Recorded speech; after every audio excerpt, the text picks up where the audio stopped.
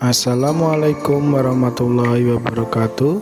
Perkenalkan, nama saya Agus Mutakin dari kelas 276A CGP Angkatan 11 Kabupaten Ngawi. Hari ini saya akan berbagi praktik baik tentang aksi nyata saya di modul 1.4 budaya positif. Selamat menyaksikan. Assalamualaikum warahmatullahi wabarakatuh. Waalaikumsalam warahmatullahi wabarakatuh. Kita berdiri.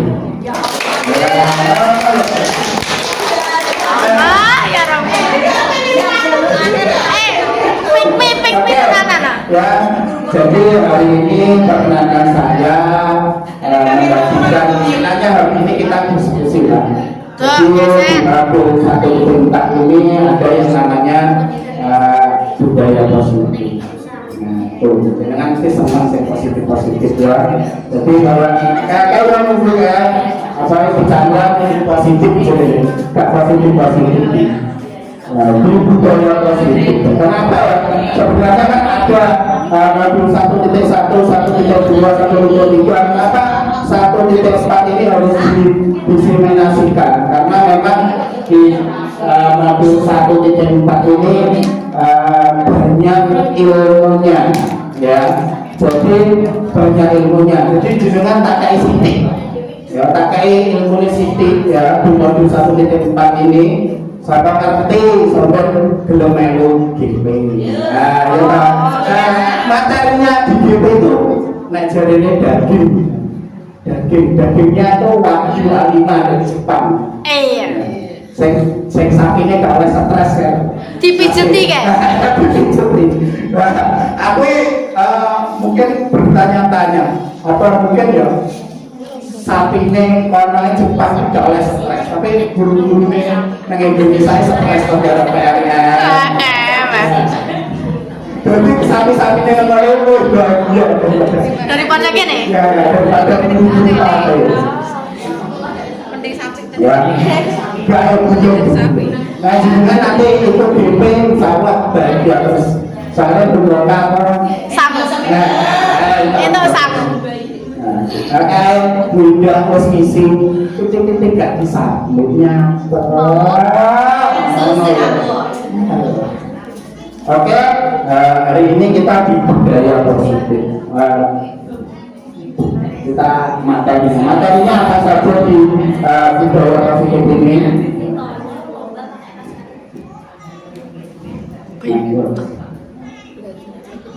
Ya, disiplin positif dan kebajikan universal. Nah, tapi ini ya.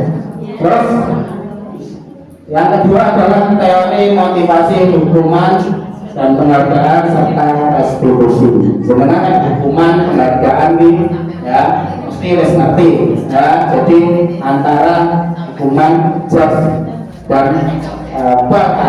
ini adalah penghargaan ya. Nah, nanti kita akan belajar tentang motivasi hukuman dan penghargaan serta restitusi.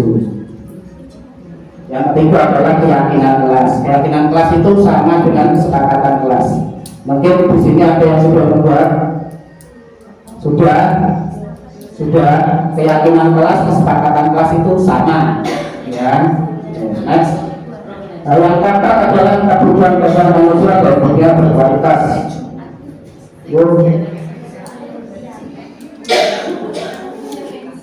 Yang kelima adalah restitusi, jadi 5 posisi kontrol. Jadi kita sebagai guru itu mempunyai kontrol terhadap murid. Nanti kita jelaskan lebih lanjut. Yang keenam adalah segitiga restitusi. Jadi segitiga restitusi itu adalah bagaimana cara kita sebagai guru untuk menyelesaikan masalah yang ada padanya. Next.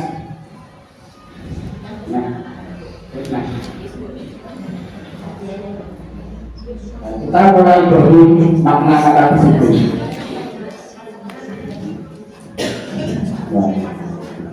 Kebanyakan dari orang itu menghubungkan disiplin itu dengan tata tertib, ya, teratur, kepatuhan pada peraturan. Masalah disiplin itu pasti erat kaitannya dengan tata tertib, kepatuhan seseorang pada peraturan. Kata disiplin juga sering dihubungkan dengan hukuman. Merah disiplin mesti dihukum.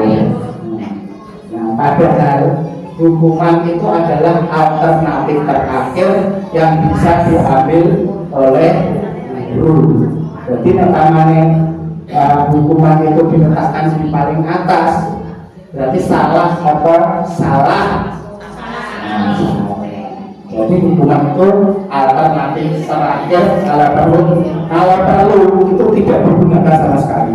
Terus gak sakit yang namanya hukuman. Tapi kudu piye masalah hukum bocah baru seperti itu pasti ada pertanyaan seperti itu. Tapi bocah baru yang melanggar peraturan yang tidak dihukum pasti ada pertanyaan seperti itu. Oke, nanti kita akan bahas satu lagi. Jadi kita tuh cenderung menghubungkan antara ketidakdisiplinan seseorang itu dengan hukuman. Lanjut.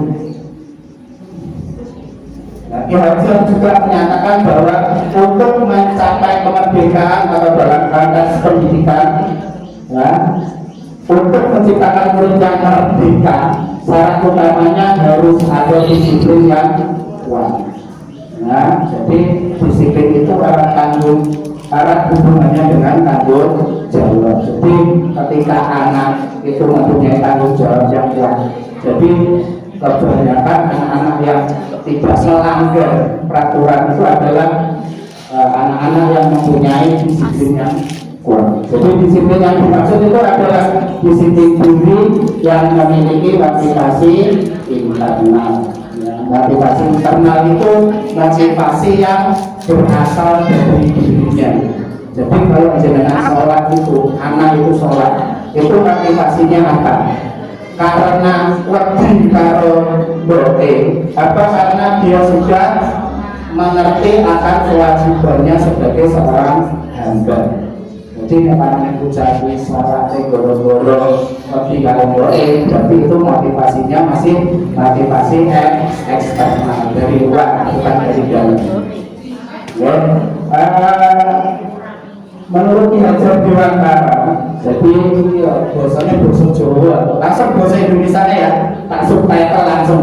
Merdeka itu artinya tidak hanya terlepas dari perintah, ya, akan tetapi juga cakap buat memerintah diri sendiri. Iya, maksudnya cakap buat memerintah diri sendiri itu. Jadi sholat ini tidak perlu dipantang.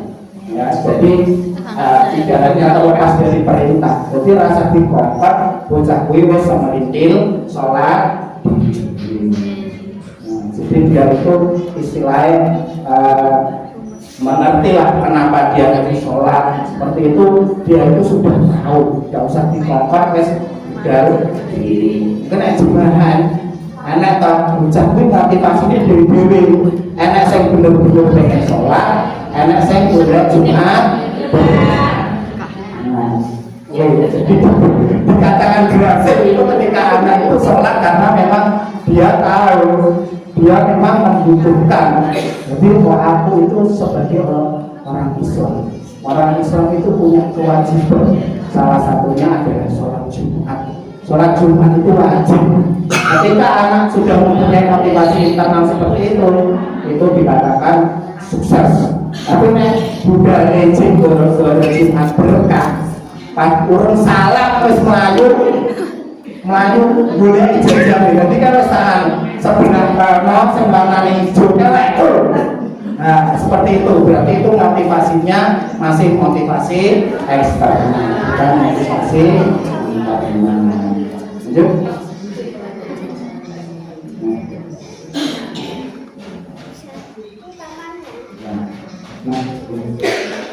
Nah ini motivasi perilaku manusia. Kenapa orang berperilaku itu ada istilahnya motivasinya itu bermacam-macam.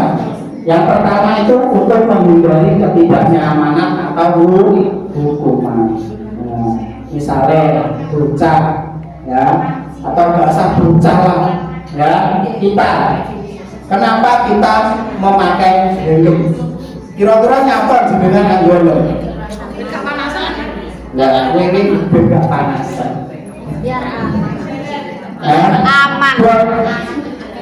Aslinya mungkin jenengannya penting karo polisi, ya toh? Ya itu ketidaknyamanan atau hukuman. Aslinya kan penting karo polisi, karena parah. Sampai saya ambil longgang, renek. Ini nganggur. Tapi goro-goro kan aman nek. Wah, nek tidur, utawa goro-goro posisi polisi. Kalah kulino pun terbiasa kalau ke Paron harus pakai helm. Orang Pak. Yo enggak, kene tak SIM duwe padane kono gak duwe. Asik dari diri sendiri. Iya. Itu kalau jadi orang perilaku itu pasti ada motivasi. Kalau aku ya kadang dengan kawan pas ngambil ilmu, aku tidak ada etilan daripada orang aku sakit tanggung bayar etilan mending kalau perlindungan. Jadi barang sih upacara motivasinya apa? Ben gak didenda. Berarti jenengan masih menghindari ketidaknyamanan atau orang memaknai kemerdekaan. Ya tak? Iya, memaknai kemerdekaan. Budak, ya, budak upacara karena saya memaknai kemerdekaan. Lah bagus piye? Salamannya jangan biar serbu, saya lo tembak senapan. Ya tak? Wah ini bisa mau panas. Bagus piye, nak bagus piye. Udah upacara piye alasane? Ayo.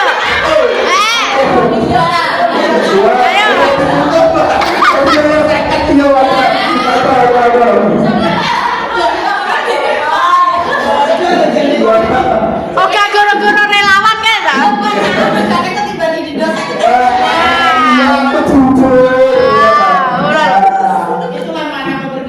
Oke.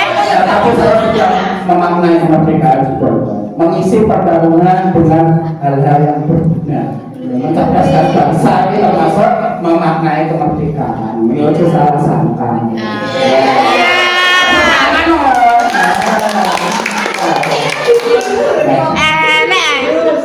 Yang kedua, untuk mendapatkan imbalan maka penghargaan dari orang lain. Enggak.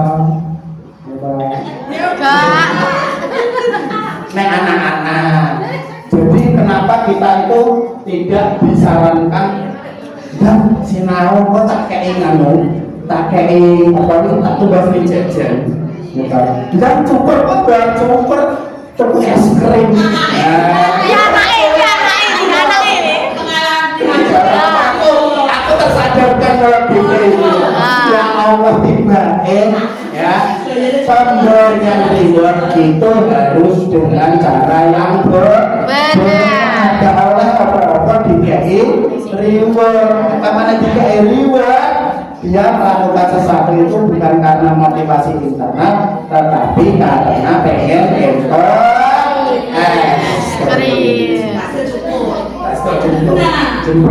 Makanya bilang, kita bilang nih sampai nanti aku para muda jembrungnya berani ngomong panas. Berarti saya salah, Pak. Jadi untuk mendapatkan imbalan atau penghargaan dari orang lain. Oke, ya seperti itu. Sebenarnya bukan hanya untuk istilah anak saja. Mungkin kita sudah sebagai yang dewasa ya, yang kadang ya kalau mau ya kan. Nah, makanya itu harus ditanamkan dari dini. Ya, jadi harus misalnya ada target, misalnya ya kenaikan kelas nanti kalau nilainya bagus itu nanti kamu minta apa seperti itu. Jadi bukan semua kegiatan itu harus mendapatkan diploma, tetapi kita juga harus mengapresiasi apa yang dilakukan. Ya, jadi bukan perkara menang dan kalah, tetapi menang dan menang atau win-win solution. Jadi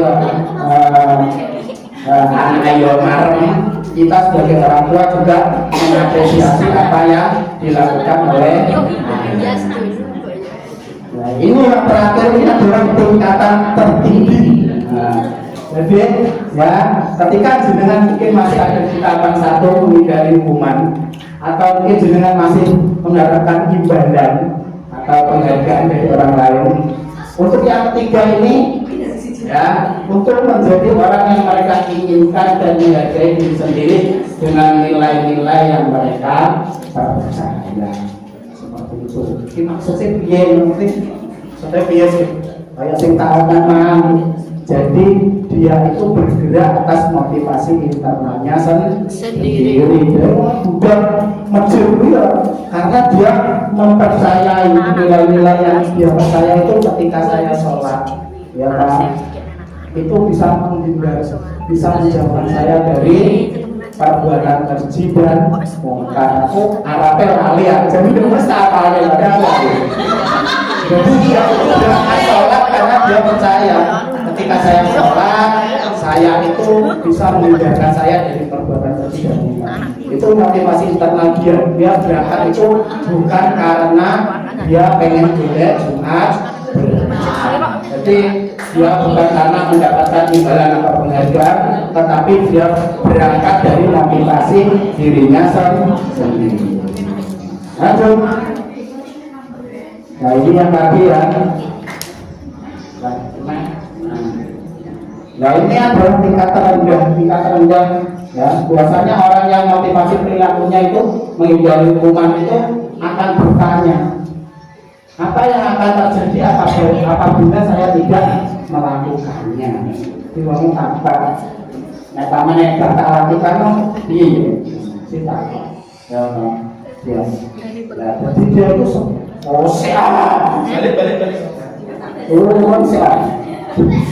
Jadi tingkat rendahnya itu, misalnya, nek sahur ya, aku tekan telat kan, apa ya yang terjadi? Pasti ada pertanyaan seperti itu sih. Nah, sebenarnya mereka sedang menghindari permasalahan yang mungkin muncul dan berpengaruh pada mereka secara fisik, psikologis maupun tidak terpenuhi kebutuhan mereka. Jadi motivasinya itu bersifat eksternal. Jadi mungkin takut dihukum atau mungkin takut dimarahi seperti itu. Jadi kayak sinau barang bocah itu motivasinya itu beda-beda. Nah misalnya bocah yang dengan sebelum sinau dan maghrib itu karena caranya untuk sange seperti itu, mungkin dengan memberikan ancaman kepada anaknya. Ayo, gak sinau sesok rata sange. Kita dicacak ya mau ya orang. Jadi dia itu belajar karena pengen mendapatkan sange.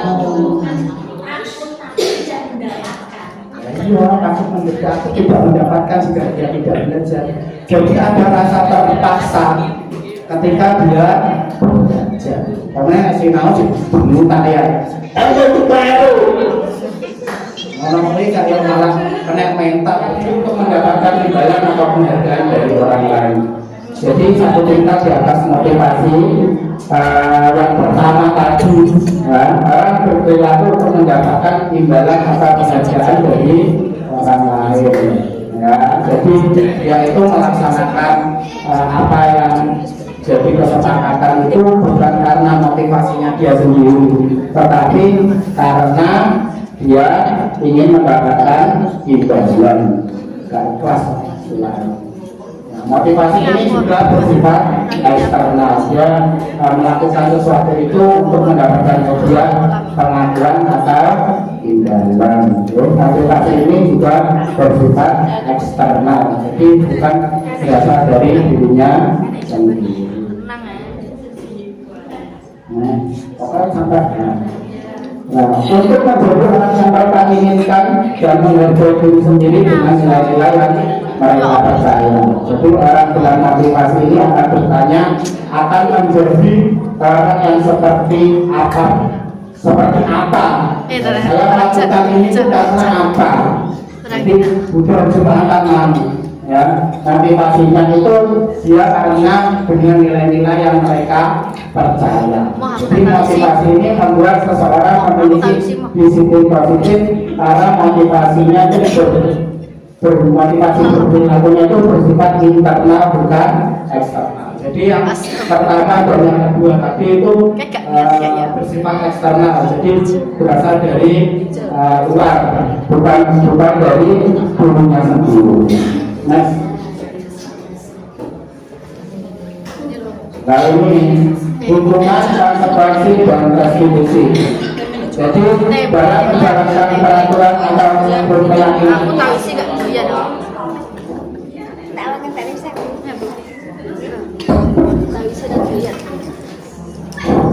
Bila mana ada suatu pelanggaran, tentunya sesuatu harus terjadi.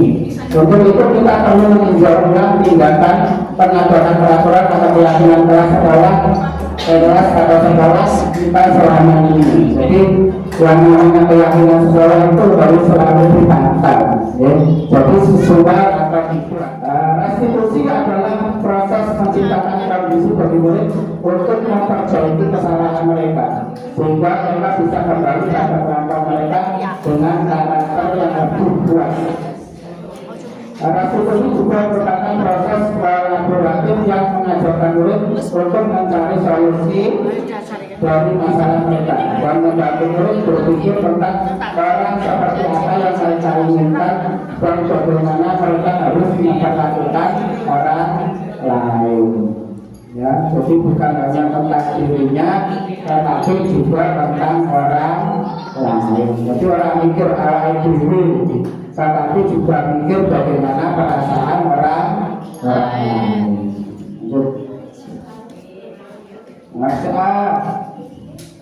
Nah, apa perbedaan hubungan konsekuensi dan restitusi? Saya bisa jawab ya. BPKB. Kalau hubungan dan konsekuensi, restitusi nanti nggak usah. Mungkin restitusi itu hal baru lah. Jadi kita belajar baru-baru. Kalau hukuman hukuman itu apa? Hukuman ya jika melakukan kesalahan mendapatkan hukuman. Nah, orang yang melakukan kesalahan mendapatkan hukuman. Kalau konsekuensi yang sudah dilakukan tadi kan? Jadi apa yang kita lakukan konsekuensinya itu sudah jelas. Misalnya jadinya tidak memakai helm karena yang hilang orang aku saja seperti itu konsekuensi restitusi perbedaan hukuman konsekuensi dan restitusi. Kalau hukuman itu berfokus pada menggantikan perilaku negatif. Ya, kayak bunyi upacara toh kayak simpel upacara dan apa menggantikan perilaku negatifnya membayar kalau konsekuensi membantu siswa belajar dari tindakan mereka sendiri. Jadi misalnya ya sudah disepakati ketika dia tidak datang sekolah tepat waktu, dia harus mengganti waktunya. Kalau 15 menit itu boleh ya, carry 15 menit itu adalah konsekuensinya. Soalnya nih pensil konsekuensi konjuri itu adalah bentuk dari konsekuensi. Kalau restitusi itu memperkuat nilai tanggung jawab serta pemulihan. Pemulihan itu apa? Jadi ketika dia melakukan sesuatu itu dia akan merasa bersalah. Aku merasa bersalah. Nah, tugas guru adalah memulihkan dan tidak terlarut pada kesalahan yang dia buat. Seperti itu. Next. Nah ini ada identitas gagal. Ketika jenengan menghukum itu mengakibatkan identitas gagal pada murid. Tapi ketika jenengan bisa menerapkan disiplin itu adalah identitasnya adalah sukses. Dengan bagaimana biar identitasnya sukses itu kita menggunakan konsekuensi dan restitusi. Ojo nganggo hukuman. Kalau dihukum juga ada terus kayak melekat, harus dihukum dan segera seperti itu. Tetapi itu secara dari besar tidak mendidik anak menjadi pribadi yang lebih baik. Jadi misalnya ya. Kalau identitas gagal itu dari hukuman, misalnya tidak nyaman untuk murid. Jadi untuk Jakarta Aja itu hukuman itu tidak nyaman untuk murid. Puncak hukum telat terus itu tidak nyaman untuk murid. Tapi kalau konsekuensi itu tetap tidak nyaman untuk murid. Tetapi untuk jangka waktu yang pendek. Ya, karena apa? Ya ketika konsekuensinya itu dilakukan, dia tidak akan mengulanginya lagi. Tetapi ketika ada hukuman, dia tidak mendapatkan pemecahan masalah. Masalah kalau sebetulnya nek pamane nganggo sepatu orang, banyak gak nganggo sepatu orang dihukum. Ya dia tidak mendapatkan jawaban. Dan apa nih oleh nganggo sepatu selain warna hitam, aku seneng nganggo sepatu putih. Seperti itu. Ya. Terus misalnya di identitas gagal hukuman itu peraturannya adalah kamu harus itu berarti harus dilaksanakan. Nah, jangannya salah ya salah, tidak ada kata benar di dalam hukuman. Kalau di konsekuensi itu beda. Jadi ditakoni peraturannya apa kui sogak melakukan peraturan ini. Nah, seperti itu adalah konsekuensi. Tapi di restitusi itu ada pemilihannya. Jadi ditanya apa yang kamu yakini. Jadi kenapa istilahnya berangkat itu terlambat itu itu tahu.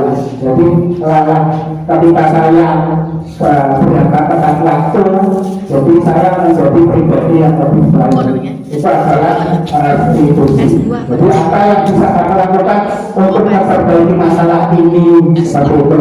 Di restitusi itu, ketika anak melakukan kesalahan tidak ada judgement. Oh ini keliru seperti itu. Di restitusi itu yang ditanya ya apa yang kami yakini. Misalnya kesepakatan kelasnya adalah atau keyakinan kelasnya adalah sesama teman itu harus saling menyayangi. Jadi apa yang kami yakini, anak pasti akan menjawab sesama teman itu harus saling apa? Saling menyayangi.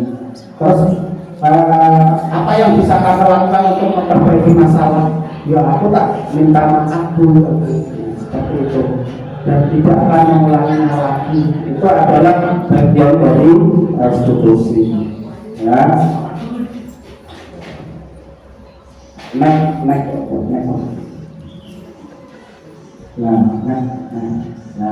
restitusi adalah sebuah cara menanamkan disiplin positif pada murid. Nah, yang itu adalah hukuman dan bukan hukuman konsekuensi, tapi lebih dari itu adalah restitusi. Jadi restitusi adalah proses menciptakan kondisi bagi murid untuk memperbaiki kesalahan mereka, sehingga mereka bisa kembali pada kelompok mereka dengan karakter yang lebih kuat. Nah, jadi itu ketika kondisinya itu anak itu memperbaiki kesalahan.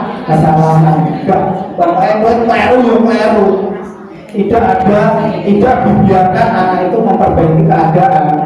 Itu adalah ciri-ciri dari hukuman. Tetapi ketika restitusi itu proses menciptakan kondisi bagi murid untuk memperbaiki kesalahan mereka sehingga mereka bisa kembali pada kelompok mereka dengan karakter yang lebih kuat. Restitusi juga adalah proses kolaboratif yang mengajarkan murid untuk mencari solusi untuk masalah dan membantu murid berpikir tentang orang yang seperti apa yang kami tanyakan. Bagaimana mereka harus memperlakukan orang lain. Jadi timbul empati ketika kita melaksanakan fungsi. Syukur fungsi itu membantu murid menjadi lebih memiliki tujuan. Di sisi positif dan memulihkan dirinya setelah berbuat salah. Jadi ini harus berbuat salah, gak harus salah terus baru seperti itu. Tidak seperti itu. Ketika restitusi itu kita punya tahapan-tahapannya. Nanti kita bahas di sertifikat restitusi.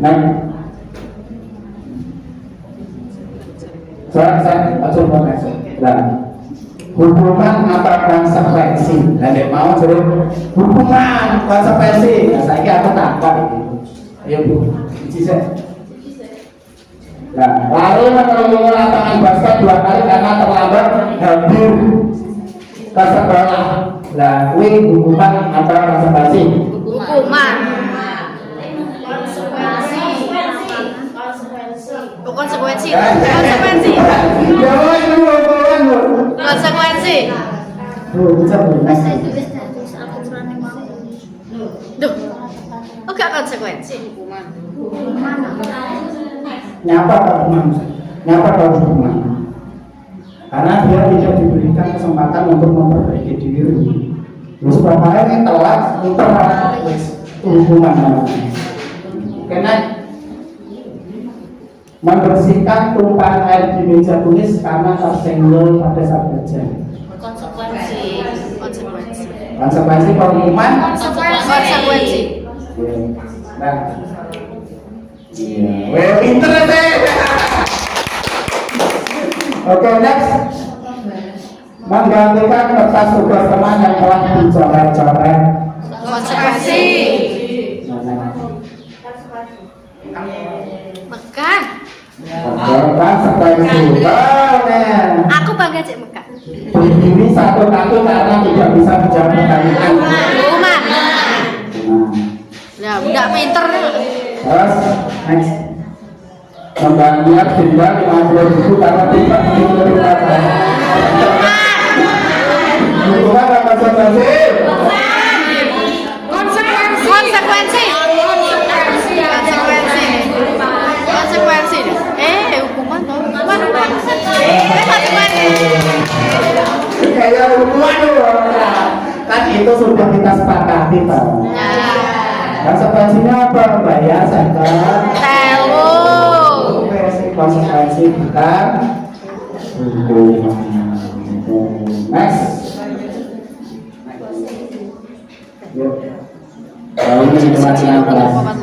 Nah, saya aku tambah. Jadi, wes gawe kesepakatan kelas keyakinan aja. Wes. Nah, saya aku tambah. Kenapa keyakinan kelas bukan peraturan kelas? Kenapa keyakinan kelas bukan peraturan kelas? Peraturan.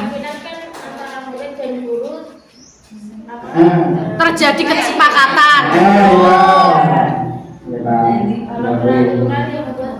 Peraturan dari satu pihak. Lah gurune yang nyatek nang kono. Benar ya, kenapa keyakinan kelas bukan peraturan kelas? Kalau keyakinan kelas itu diprakarsai oleh murid. Jadi kita sebagai guru itu hanya fasilitator. Jadi mewakili keinginan murid, ya. Nah, TK mungkin juga jangan dipakai mungkin saja. Ya, itu keyakinan kelas bukan peraturan kelas. Kalau peraturan, kamane wes demo bayarnya tilang kan gue helm bayar berapa? Saya ketemu. Tapi kira-kira AIDW ini dilibatnya orang pas peraturan ini ada itu dari satu pihak terus dilaksanakan oleh orang yang banyak, itu namanya peraturan. Bukan keyakinan kelas itu diprakarsai oleh murid terus disetujui bersama. Apa perbedaan keyakinan kelas dan bagus juga ya. Kalau keyakinan kelas itu kita susun bersama, ya, diprakarsai oleh murid. Nah, kalau peraturan kelas juga guru ini sebagai pokoknya bahasa ini berarti peraturan bukan keyakinan.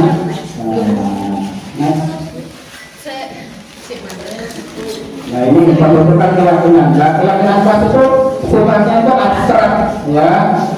Nah peraturan kan rinci, tidak memakai helm denda 250.000. Itu berarti pada peraturan.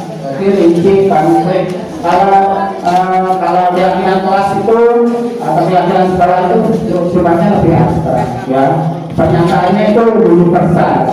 Terus bentuknya itu kausatif, ya. Jadi tidak boleh ada kata-kata tidak boleh, tidak boleh. Terus supaya kata-kata itu dibaca supaya menjadi bentuknya itu kausatif. Nah, keyakinannya kelas sebelumnya akeh, sebelumnya TK keyakinan kelas itu akeh, bingung, muridnya ngapal nih. Ya, walaupun dipampak tetap bocah-bocah ini bingung. Jadi keyakinan kelas itu cukup 3 dan 4 aja satunya. Biar mudah diwakil oleh. Keyakinan kelas sebelumnya sesuatu yang dapat diterapkan di lingkungan tersebut. Jadi agak sedih katanya. Misalnya, ya sekolah yang Papua mana sempat hubungan. Ya, terus ada peraturan datang tepat waktu. Kira-kira itu bisa diterapkan atau tidak? Tidak. Jadi bisa sekolah itu sampai. Walaupun terlambat, tentu kita bisa memberikan pemahaman. Semua warga kelas itu berkontribusi.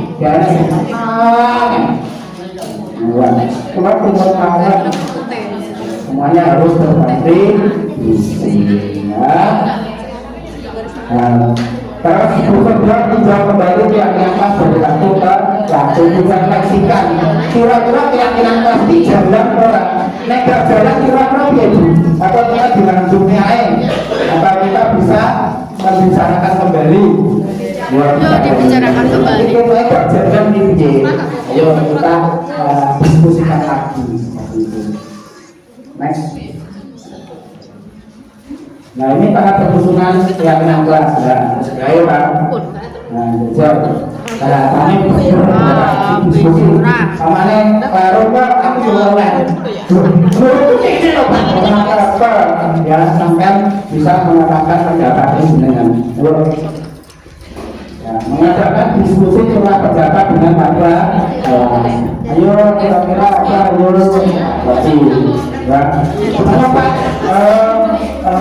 tidak boleh datang terlambat Pak tidak boleh makan saat pembelajaran itu ya next menampung program aspirasi warga kelas ditampung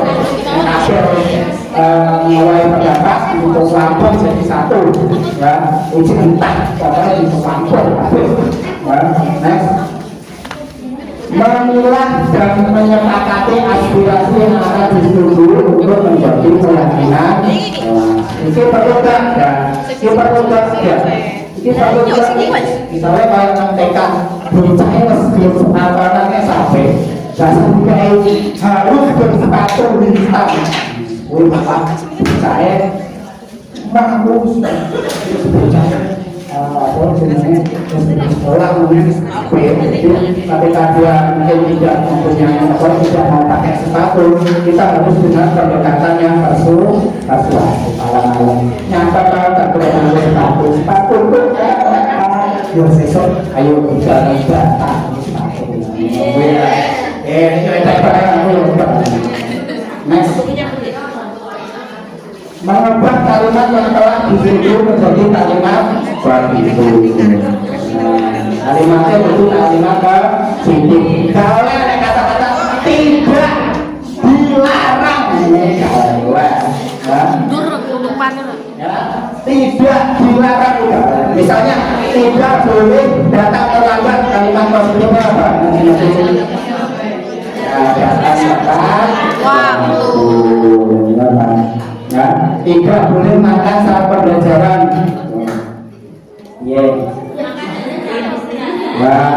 Makan saat istirahat. itu adalah kalimat positif.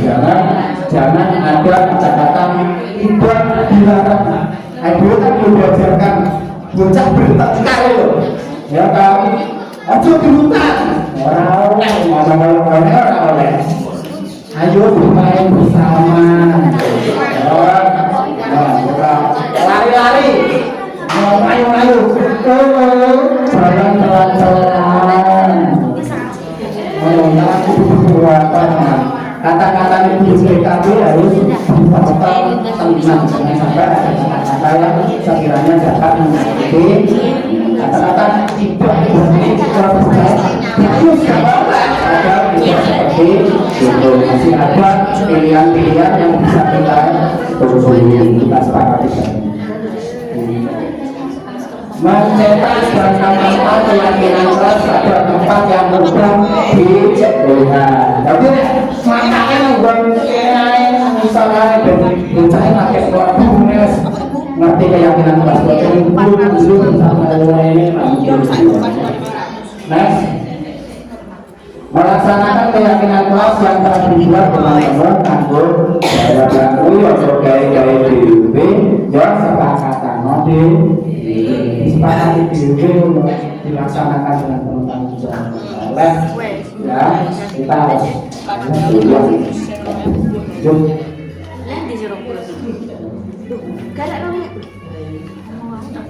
nah ini adalah kebutuhan dasar manusia. Jadi kebutuhan dasar manusia itu ada 5. Yang pertama adalah bertahan hidup, yang kedua adalah kasih sayang dan rasa diterima, kebebasan, kesenangan dan penguasaan.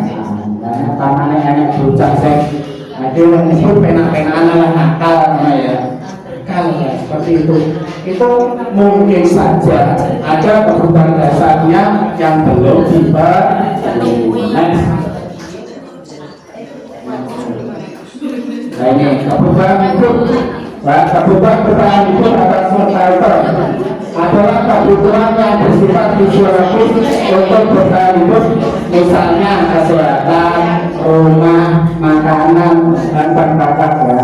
Kebutuhan primer itu adalah kebutuhan bertahan hidup. Kalau itu tidak ada, kita tidak bisa survive. Itu adalah kebutuhan hidup. Jadi ilustrasinya seperti ini. Misalnya ada kejadian Doni mengambil bekal temannya karena ia lapar. Jadi orangnya lowe gak bisa ikut kalau orang bisa. Nah terus akhirnya dia bucakku ini jikut sekali kan. Jadi oncom nyapa ya cukup kalau macamnya nyapa di malam itu. Jadi anak pencuri kain dia pakai nyampe karena kebutuhan dasar manusianya, kebutuhan bertahan hidupnya itu belum mungkin anak bocah ketika dia mungkin mencuri itu bisa saja motivasinya karena kebutuhan bertahan hidup, karena dia ingin survive. Contohnya jajan atau jajan seperti itu. Jadi kita harus komunikasikan dengan baik, jangan hidup jatuh salah. Jadi mungkin kebutuhannya untuk bertahan hidup itu belum terpenuhi. Next.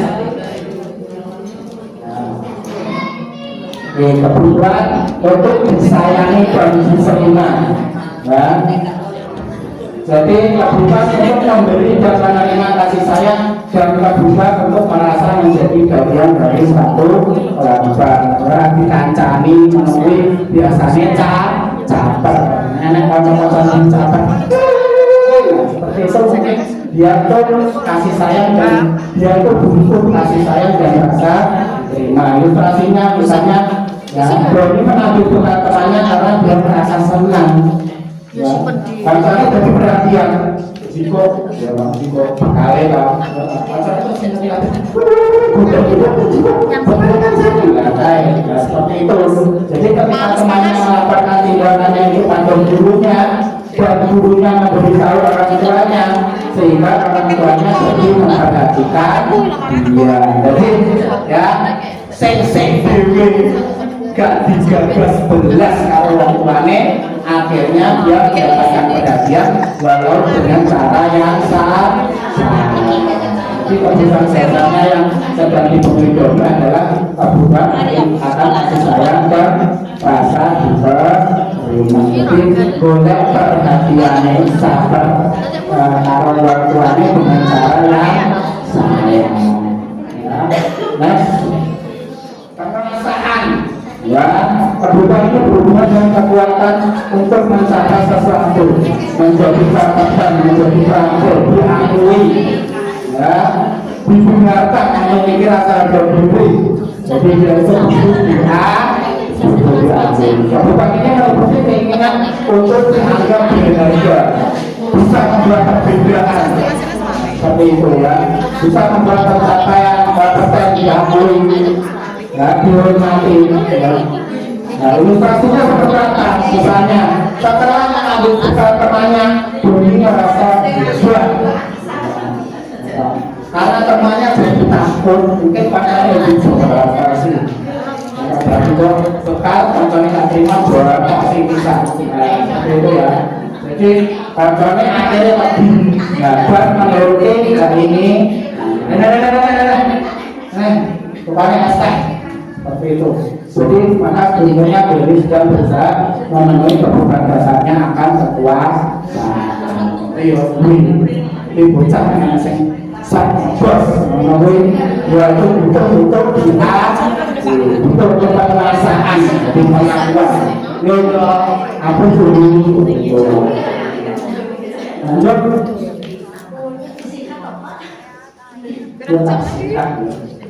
kebutuhan akan pilihan. Ya, bocah itu makanya kenapa itu misalnya ketika tujuan pembelajarannya itu membuat A1, 2, 3 itu metodenya banyak, bisa pakai waspa, bisa pakai cat warna, bisa pakai crayon, bisa pakai pensil. Itu termasuk kebebasan akan pilihan.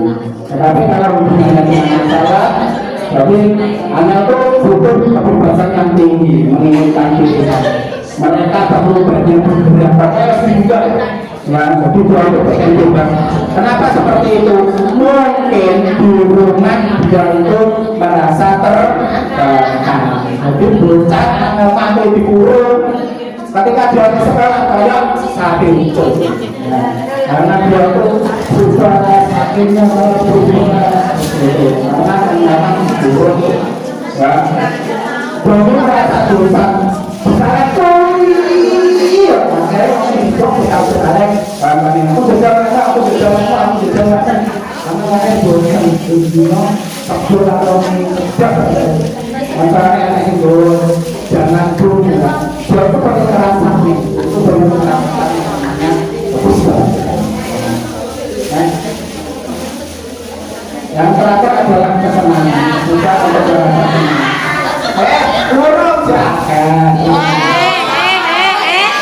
maksudnya begini ya Doni melakukannya itu memang iseng cuma pengen senang. Jadi akhirnya jadi Doni itu melakukannya itu karena Doni cuma pengen senang tapi iseng mungkin karena itu rasa mundur jadi Doni sesuatu ini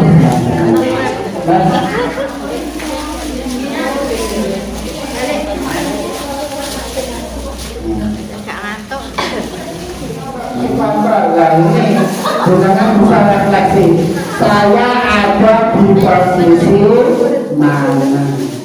Yang pertama adalah penghukum, yang kedua pembuat merasa bersalah, yang ketiga adalah teman, selanjutnya posisinya sebagai pengantar, dan yang terakhir sebagai penghukum. Penghukum. Nah, seorang penghukum bisa menggunakan hukuman fisik maupun verbal. Hanya karena masih ada bulu-bulu jadi penghukum. hukuman fisik maupun verbal. Wah, ya. Kata jawab itu hukuman verbal atau non verbal? Itu non verbal. Kalau verbal nanti. Jadi dia itu mempunyai sistem untuk menekan menulis. Guru-guru akan melakukan posisi penghukum akan berkata melotot suaranya tinggi. Patuh ya aturan saya. Oke. Awas ya, awas ya. Koina.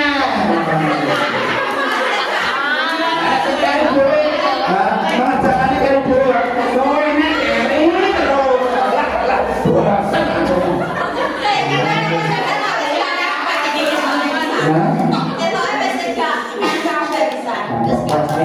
Tak singkat.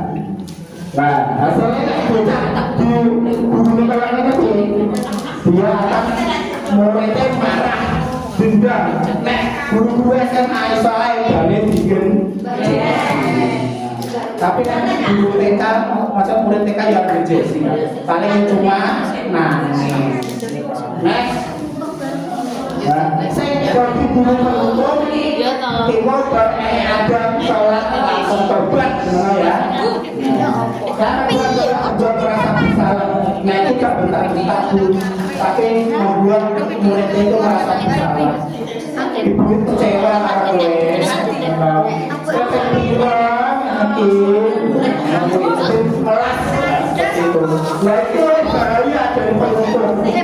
Bisa muridnya merasa bersalah buat kan enak murid itu karena mengecewakan akhirnya enak ada berita seperti itu karena ini yang mengalami jadi dia itu merasa kecewa dia itu merasa kecewa tidak bisa membahagiakan orang tua tidak bisa menggagalkan gurunya teman itu kayak kakak ini kakak ini iya sama negara apa mana negara kamu sendiri loh kalau itu seperti itu dia tuh berlaku sebagai seorang hakim pemantau ya dia itu memantau berarti ngawasi jadi orang itu memahami konsekuensinya jadi tahu peraturannya apa yang telah kami lakukan sanksinya apa itu masih menegakkan peraturan jadi dia hanya menegakkan peraturan manajer dan cara saya itu menangani santai posisi terakhir manajer nah itu dia itu lebih bertanya menyelesaikannya dengan restitusi tadi apa yang kita yakini tidak ada dia itu marah-marah apa itu tidak ada dia itu menanyakan apa yang kita yakini kembali ke keyakinan kita saya yakin bahwa terhadap keyakinan yang kita buat jika kamu meyakininya apakah kamu bersedia memperbaikinya ini adalah istilahnya kita itu harus ada di posisi manajer dia menyelesaikan masalah dengan membuat anak itu bertanggung jawab pada pilihannya. Jadi terakhir mana nih? Ya, segitiga resti. Ada yang tiga. Halo.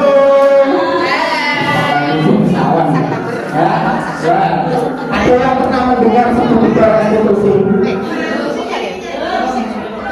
Belum kan? Segitiga restitusi itu adalah cara kita dalam menyelesaikan masalah. Misalnya ini ada tiga, ya.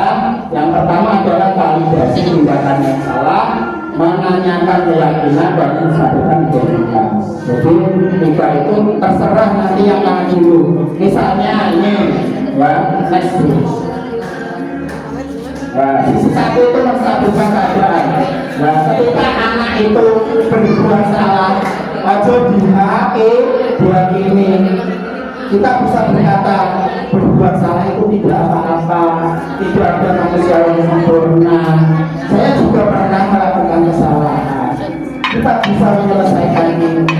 Jadi kalimatnya adalah kalimat-kalimat bersyukur.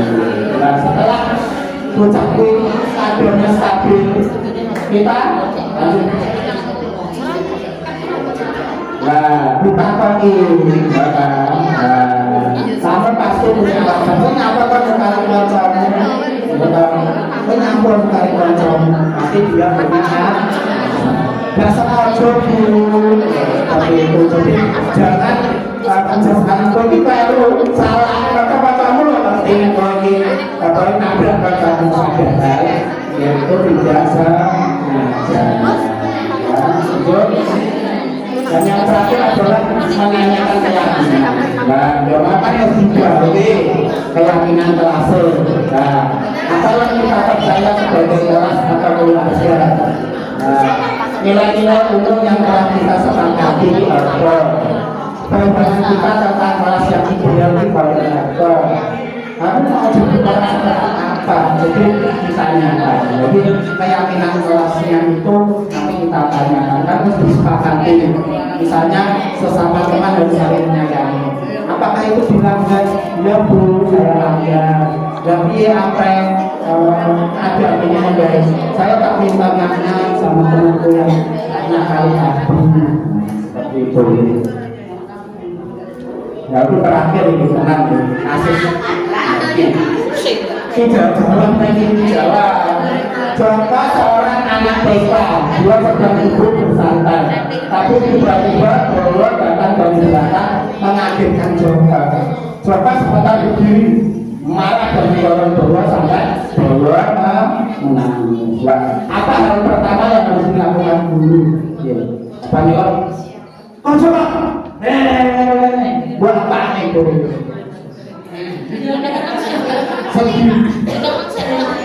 Ya kan, hal pertama itu yang kita pegang, yang kita stimulus itu anaknya yang nangis atau anaknya yang berbuat salah.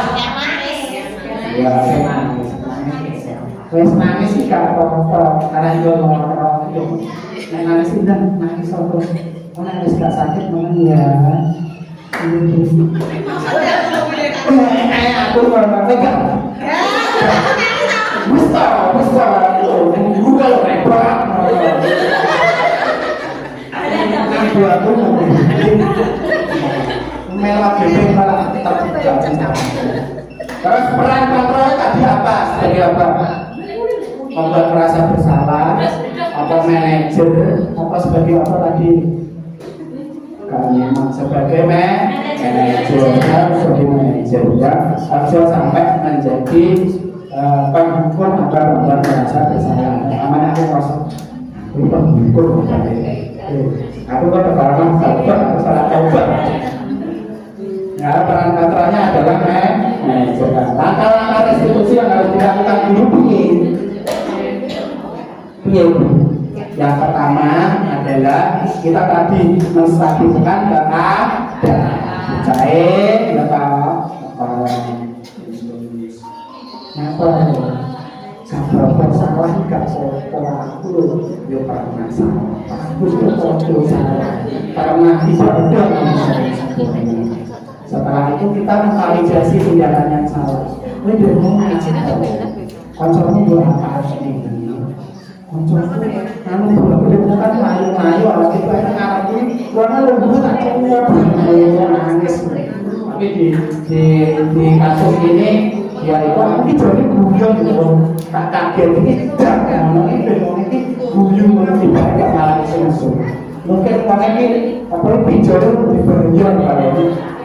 Oh iya, jadi orangnya segitu enak apa ini sitik orang terus masuk dia buru-buru langsung masuk itu pinjol itu kelasnya kalau dia sudah mengalami bersalah yaitu menanyakan keyakinan kita kan sudah membuat keyakinan kelas sesama umat itu harus saling menyayangi kira-kira kalau menghadapi ini saya pada terus apa yang harus kita lakukan? Saya akan meminta itu adalah langkah-langkah restitusi yang bisa dilakukan. Suatu sama ada yang bertanya mesti ya. Oke, ini salah satu monggo bisa memberikan refleksi kegiatan hari ini. Nah, kayaknya sih maju loh, wes gak mulai. Ya, jadi bisa apa ilmu yang berguna hari ini? Materi tidak usah materi secara keseluruhan nggak apa-apa. Monggo. Kita membuat kita terus terang ya, ternyata praktek di lapangan praktek di lembaga ternyata mungkin masih ada sedikit atau mungkin malah banyak yang belum pas dengan apa yang aku sampaikan tadi. Dengan materi ini tadi, insya Allah saya pribadi ini berusaha untuk bisa menirukan atau meniru dari kegiatan ini untuk diperhatikan di lembaga lain. Jadi sebaiknya memang kita tidak mendidik anak itu tidak dengan apa yang mau kita. Jadi tidak anak itu harus kita itu enggak, jadi kita bisa menjadi fasilitator kepada anak. Jadi artinya kita bukan berarti anak harus menurut pada kita itu tidak benar seperti itu. Jadi satu kalimat yang bagus yang saya terima, jadi insya Allah saya akan berubah, saya akan berusaha untuk mengikuti bagian dari kasus dari saya. Terima kasih. Assalamualaikum warahmatullahi